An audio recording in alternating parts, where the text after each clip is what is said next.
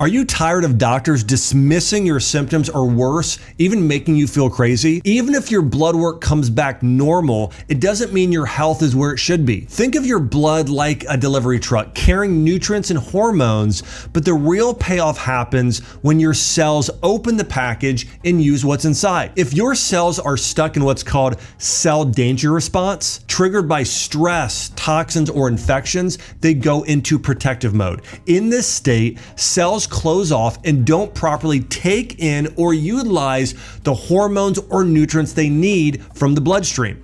Now, this makes the blood work often appear normal, so doctors often miss the deeper issue, leaving you feeling tired, gaining weight, experiencing mood swings, and dealing with other symptoms while other cells remain in a state of limbo. Visit beyondbloodwork.com to learn how you can start changing this in as little as 30 days. Hey everyone, welcome to Dr. Josh Axe Show, where each and every week we explore the science and principles behind how to grow in body, mind, and spirit and take your health and your life to the next level. On today's episode, I'm going to be talking about the 9 habits you must have in order to destroy laziness and become a master of productivity. If you want to get the most out of your life, you got to be more productive. And so we're going to talk about how to do that today. Before I dive in though, make sure to subscribe to the channel and hit the link in my show notes to subscribe to my weekly wellness newsletter to get my top tips for natural healing delivered straight to your inbox. Here's a reality. Laziness often results from low energy, lack of motivation, or being overwhelmed by your tasks. It's not a permanent trait, but a habit that actually can be changed. And overcoming laziness can improve productivity, mental health, overall well-being. Here are 9 science-backed ways and habits to help destroy laziness. Now, the first one is this: make your goals more manageable. One of the things I've noticed over time, and I've noticed this in my business, I've noticed this in my personal life, is that when people set unrealistic goals, it leads to burnout and demotivation. Smaller goals ensure steady progress. Now, here is how I do this, by the way, because I'm also a big believer in the book Good to Great and having what are called BHAGs, big, hairy, audacious goals. The way we do this in our business is we have both these big, hairy, audacious goals, but we also have what we call basic goals, okay? So we have big goals and basic goals. And the basic goals are something saying, okay, what is still a win? We want to hit a big, hairy, audacious goal. We want to go for the gold.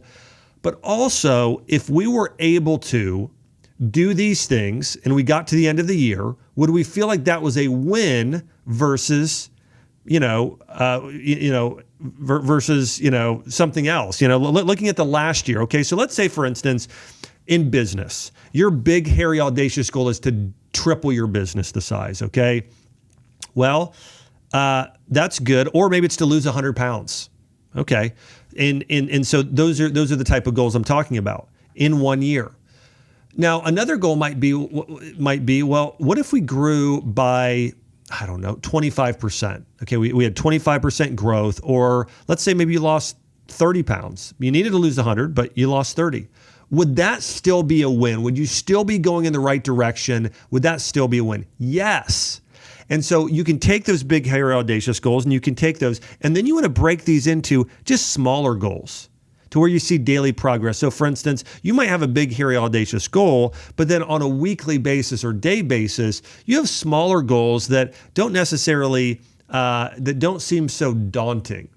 And the reason why this works is breaking these tasks into small, manageable steps. It reduces overwhelm and it allows you to start building momentum. In fact, there's scientific evidence for this. Studies in behavioral psychology show that starting small tasks triggers something called the Zeigarnik effect, where incomplete tasks boost mental focus. An example study was at Harvard University in 2011 when they found that initiating small tasks increases the likelihood of completing larger ones. So for instance, let's say you want to run a marathon, okay? Or a half a marathon, something like that. And you have all of these goals to run 5 days a week. Well, maybe one of the sub goals is to simply just run, okay? Maybe you're supposed to run 5 miles that day, but you'll feel like it's a win even if you just get 3 miles, okay? And so the goal is just to run. Just get out there and run. You don't have to do it for time. So, I mean, you take some of the pressure off yourself to have to perform. And let me ask you, here's how this works. Have you ever done this? Have you ever just said to yourself, I do not want to go to the gym today. I don't feel like working out. This seems like the last thing I want to do. But you say, you know what? Okay, I'm going to go, but I'm just going to give myself some slack. I'm going to show up, and the only thing I feel like I have to do is show up for 30 minutes and just move, okay? And then that'll be enough for today. And I've had that, and then I get to the gym, and the first 10 minutes I'm suffering. This sucks. This is terrible. But then I get to 30 minutes in, and I'm like, okay, I'm feeling good. And then I'll do a full hour, and I'll get an amazing workout because the last 30 minutes was so good. That's what this is like. Okay. And so you need to think about for yourself, okay, it's a manageable goal. It's something just saying, I'm just going to show up. But once you get into it, okay, now I'm going to go ahead and try and give it my all. Okay. That's sort of what this works. And so the way that you want to do this on a regular basis is take your larger goals. Again, like here's an example, writing a book. I have written quite a few books, and the way that I get things done is not by saying, I got to write this whole book. And I got to write, and what I do is I say, okay, I'm going to take 2 days a week, and I'm going to take 2 hours, okay? And the first hour I'm going to research, and the second hour I'm going to write. So I'll research 2 hours a week, I'll write 2 hours a week, and I'm just going to do that. That's it. I have 2 hours, 4 hours total, blocked off for the entire week. That's how I built draxe.com. Draxe.com at one point was the largest natural health website in the world, 20 million visitors a month. And I said to myself, okay, and I was in full-time practice. And I said to myself, okay, I cannot, grow the next, doctor. I can't be the next Dr. Oz overnight, or the next, Joe Mercola, or the next Dr. Whitaker, or any of these docs, or Andrew Weil. But I said, what I'm going to start doing is I'm going to take a half day a week, 4 hours a week. So literally a 4-hour work week outside of my normal job. And I took 4 hours, and I said, I'm going to write and record videos 4 hours a week. And that allowed me to do 1 article a week and 1 YouTube video a week. And eventually it just multiplied, okay? But it's like that. You just say, hey, I got 1 hour a week. That's what I got. I got 2 hours, I got 4 hours, whatever it is. And then you just do your best. And so, but my manageable goal was I'm going to do 1 article a week. I have 4 hours a week, 1 article, 1 video, and that's it. And so, but make it manageable. Make those goals manageable. By the way, there's a study on this in 2013, and it found that breaking these goals that you have into smaller goals or tasks, it increases the completion rate by 45%. So we're talking about, that is a significant difference when you're looking at it. So again, you want to break larger goals into smaller, actionable steps, systems, and habits. And when you do that, it'll create more momentum, and you're going to see more success. The number 2 thing you need to do to destroy and overcome laziness is create a morning routine. Win the morning, and you win the day. I feel like this a lot of days. I wake up in the morning, and I do my spiritual triathlon.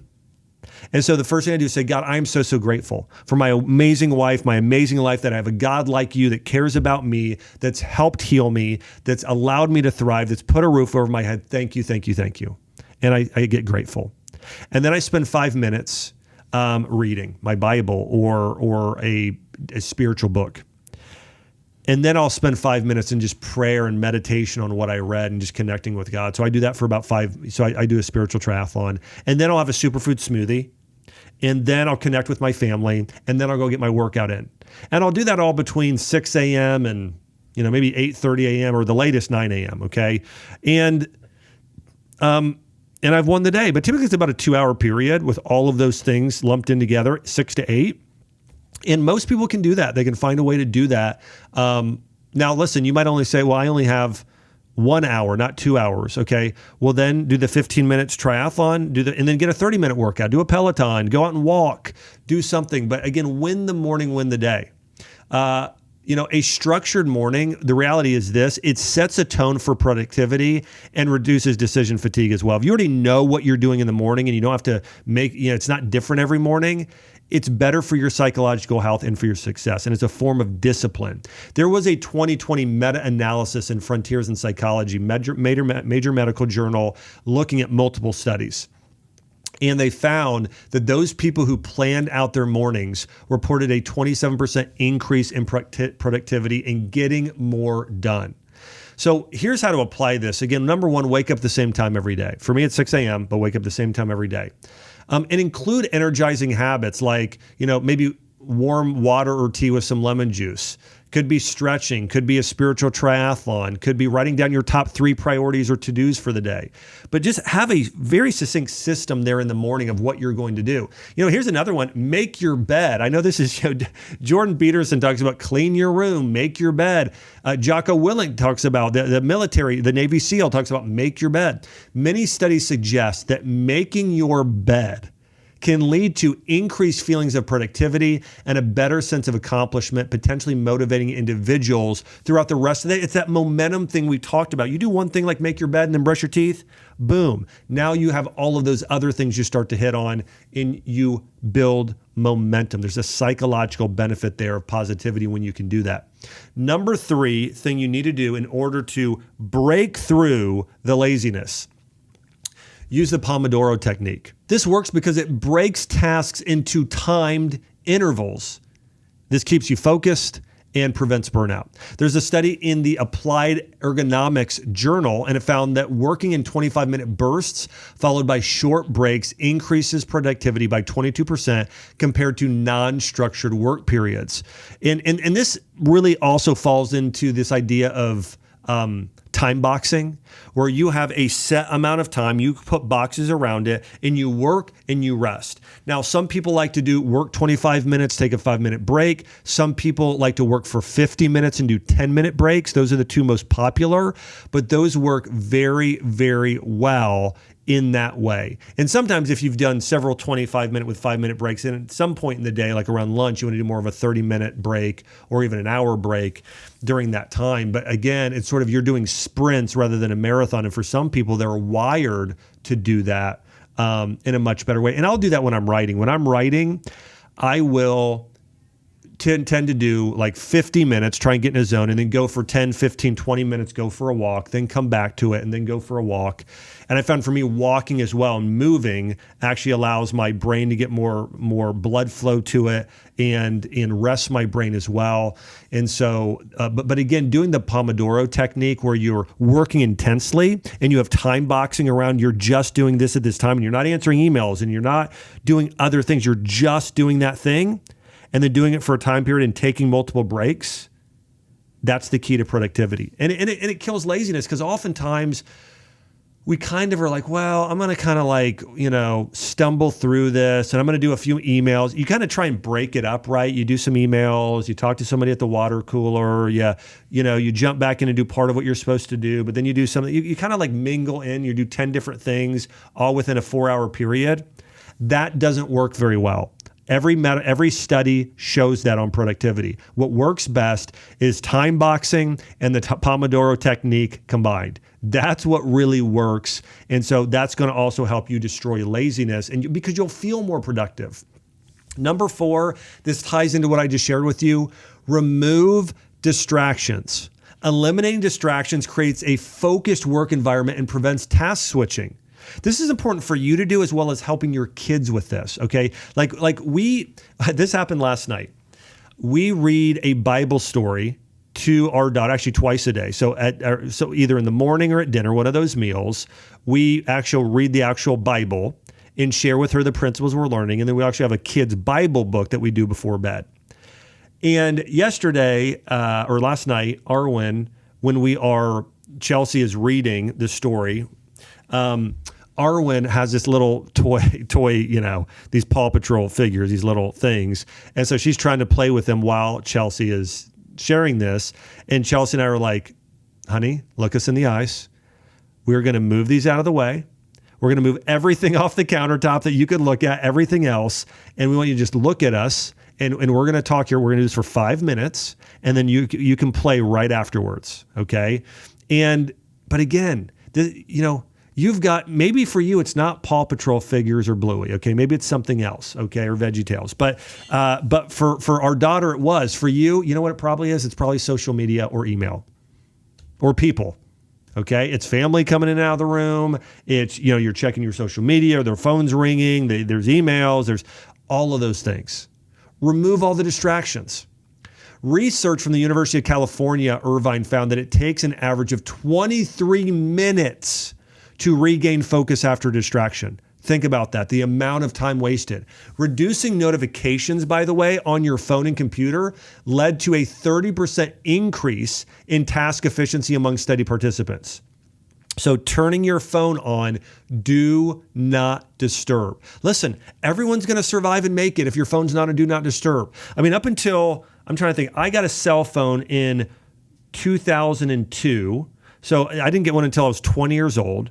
And I survived. I made it. I got a hold of my mom. I got a hold of my dad. I mean, we have become way too dependent on these and allowing them to distract us in our life. So remove distractions. It will destroy the laziness. And that'll keep the laziness from destroying you and living your best life possible. I mean, I truly believe that social media today and emails and distractions are the biggest thing destroying our quality of life today. It's keeping us from doing more via what God has called us to do, using our unique gifts and skills. It's keeping us from having more meaningful relationships. It's keeping us from fulfilling our purpose. It's like we're burying our talents in the sand and we're not multiplying them because of it. Number 5, adopt a do it now mindset. Here's why it works. Procrastination compounds laziness, while immediate action builds momentum. You hear this word again, momentum, momentum, momentum. You want to just build up to these little things that build momentum. Doing it now helps. There's a study published in the Psychological Science Journal that demonstrated that people who address small tasks immediately were 42% more likely to complete their entire to-do list.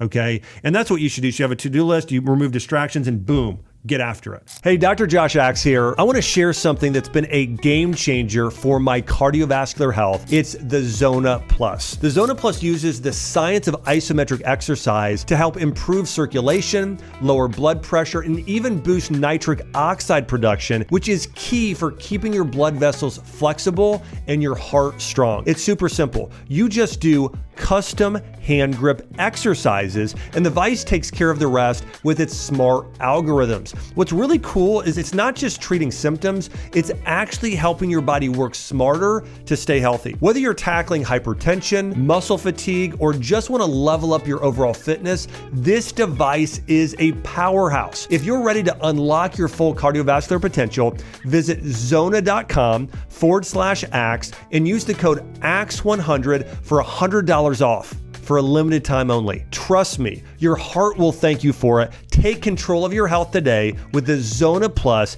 It's a total biohack for better living. I actually did this for a time. I remember in college, I learned, I was taking my last year of college, I was reading a Tony Robbins book, and he shared this principle.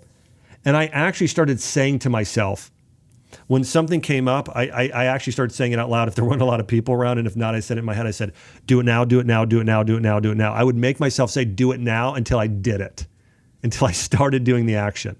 So do that to yourself right now. If you're a procrastinator, I challenge you, keep telling yourself in your head, do not allow yourself to stop. Just say, do it now, do it now, do it now, do it now, do it now, until you just start doing it.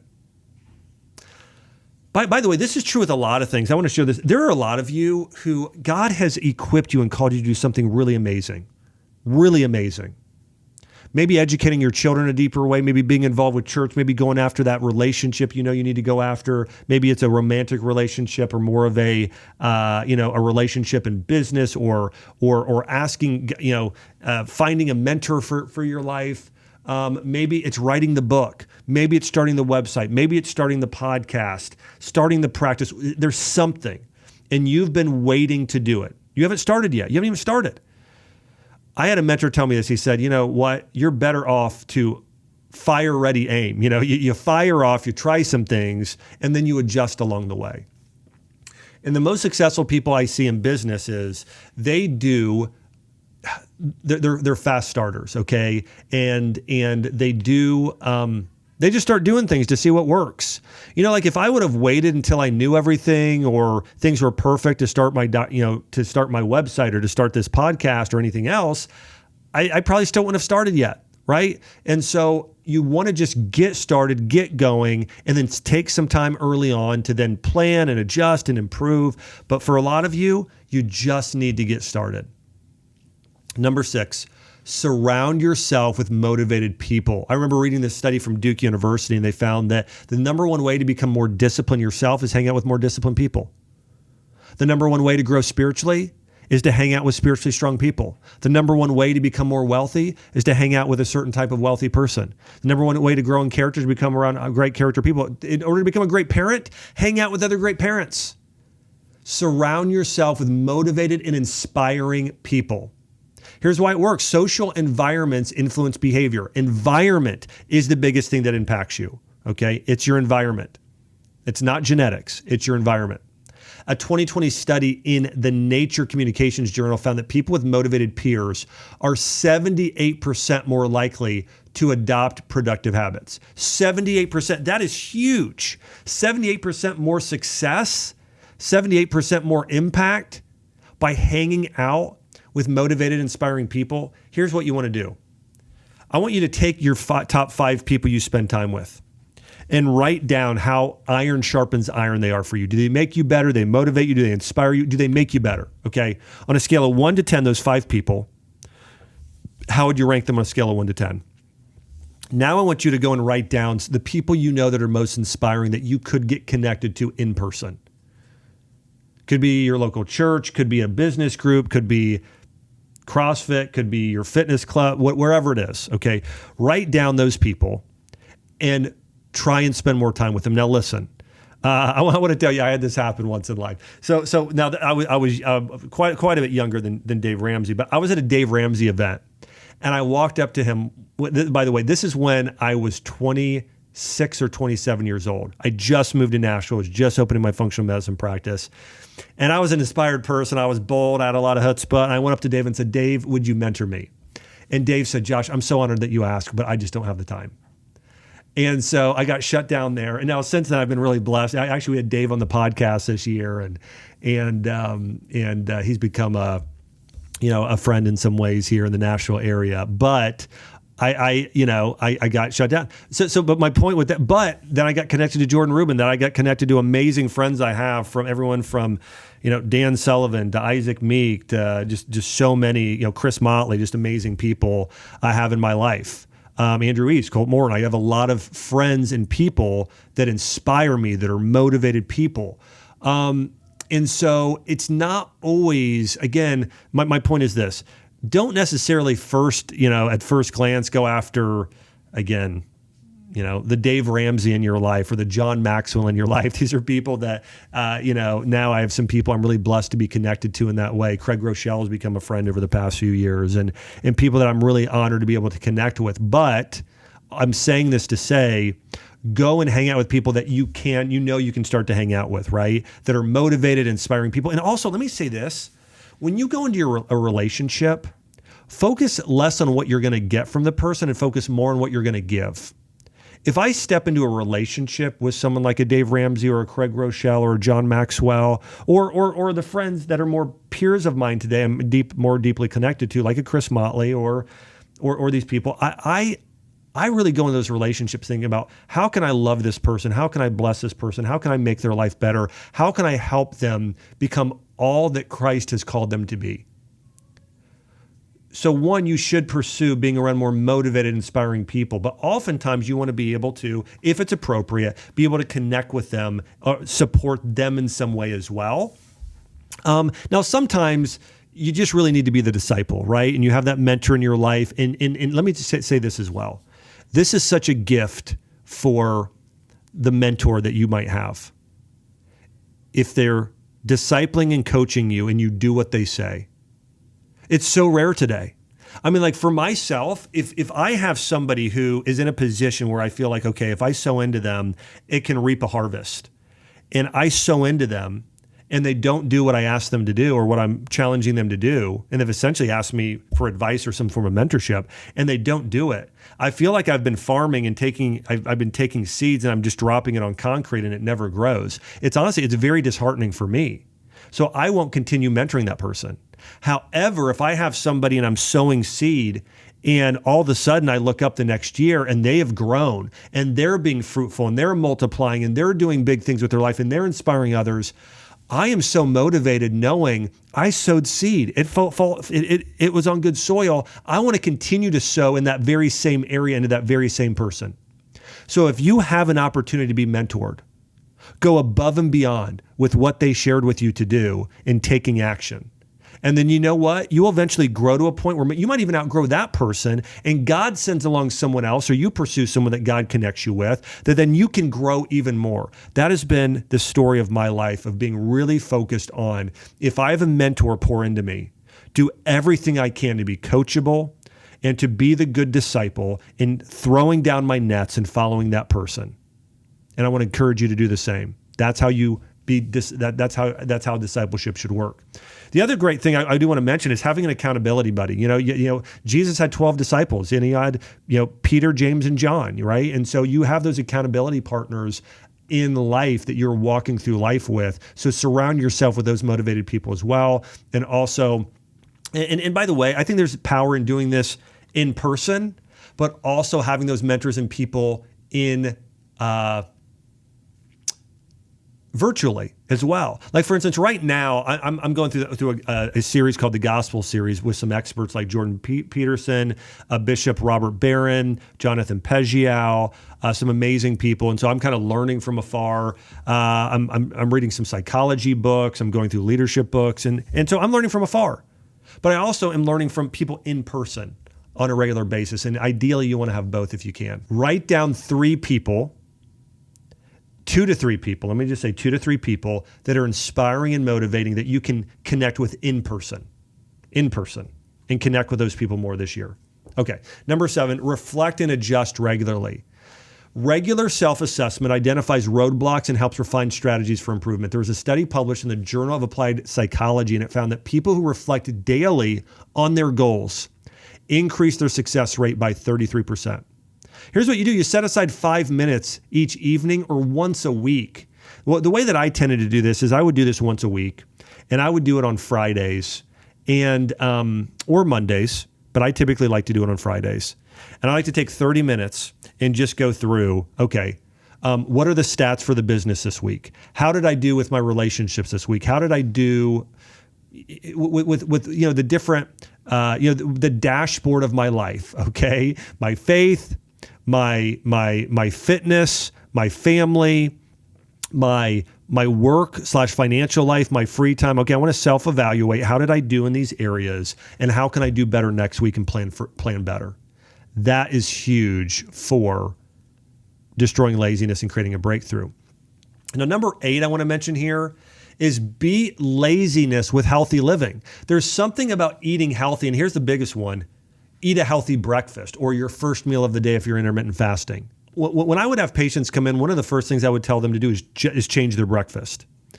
And I found if they changed their breakfast, they then wanted to eat a healthier lunch. And when they ate a healthier lunch, sometimes they'd want to eat a healthier dinner. So I would have people do a high protein shake for breakfast. And what I typically do is have them do about 20 grams of a collagen-based protein, like a protein from bone broth or stem cell protein, something like that, some sort of protein that's collagen-based. Another 20 grams of a plant-based protein or some sort of muscle-building protein, could be from animal, that's fine too. So 40 grams of protein, and then maybe some berries and some coconut milk, something like that.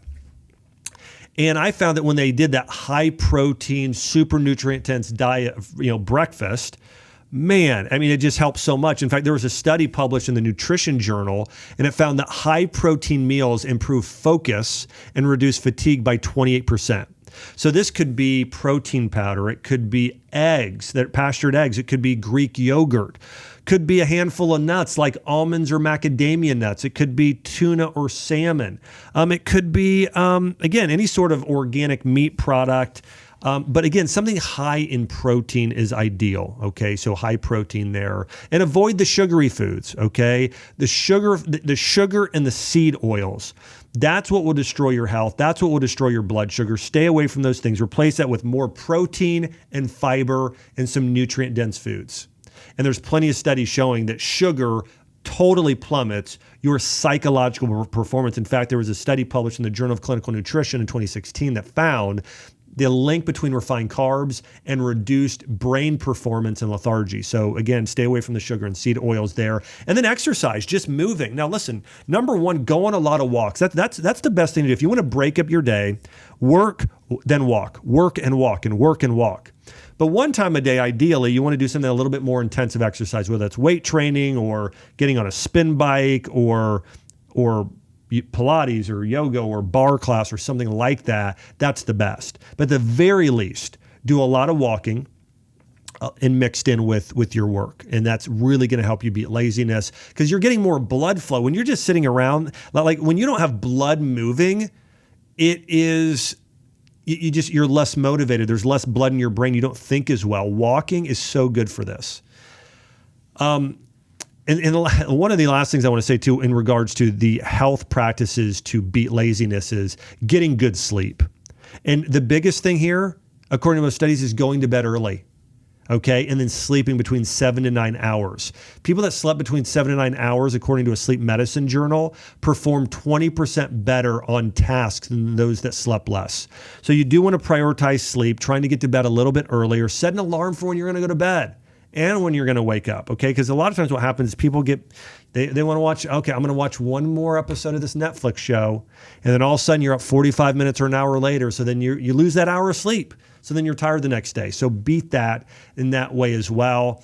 And then I also want to say, managing stress, reading your Bible is so powerful at this. Spending time meditating or doing deep breathing. This also helps mental fatigue, being able to be motivated in that way. Staying hydrated is important. I recommend drink a lot of water. Get one of those big Stanley cups, drink 3 of those a day. You could add just a little bit of electrolytes in there. It's really, really good for your body there as well. Well, I want to say this. Listen, laziness is holding so many people back. We have a culture of laziness going on with so many people today, and it's due to getting sucked into social media, to TV, to technology. And if you want to break free of that, follow the advice we shared today. I really went through in terms of, number one that we talked about, make your goals more manageable in order to help you build momentum. Create a morning routine. Remember, win the morning, win the day. Use the Pomodoro Technique. Remember, that's where you're working for 25 minutes, resting 5, or you're working for 50, then taking a 10-minute walk and kind of cycling in that way. And then remove the distractions. Again, the cell phones, the email, putting your phone on do not disturb is going to help this. Adopt a do it now mindset. Do it now, do it now, do it now. Surround yourself with motivating people. Reflect and adjust your life regularly, and then beat laziness with healthy living and nutrition. If you're going to do that, you are going to experience absolute breakthroughs in your life this year. And implementing these habits, by the way, they're like the law of compounding interest. They multiply and multiply, and you get to later on in life, and you created a breakthrough in your life. And these small changes lead to big transformations. Well, I want to say thank you so much for tuning in here to the Dr. Josh Axe Show. Every week, we're diving deep into the science and principles behind how to grow in body, mind, spirit. And I want to say thank you for sharing this. Again, sharing it on text messages and social media, and just helping other people learn the truth about how to destroy laziness. I appreciate it. And also, thanks all of you who are subscribed here to the show. I'll see you on the next episode.